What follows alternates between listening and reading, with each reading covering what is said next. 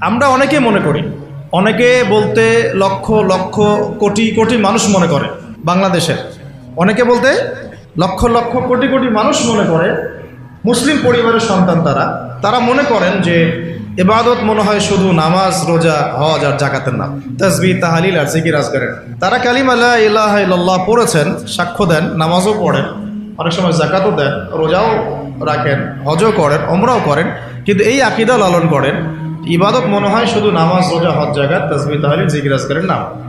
ইবাদত যে ইসলামী পরিবার গঠনেরও নাম, ইবাদত মানে ইসলামিক শিক্ষা ব্যবস্থা, ইবাদত মানে ইসলামিক সংস্কৃতি, ইবাদত মানে ইসলামী অর্থনীতি এবং ইবাদত মানে ইসলামী রাজনীতি, এই বিষয়টা তারা বুঝতে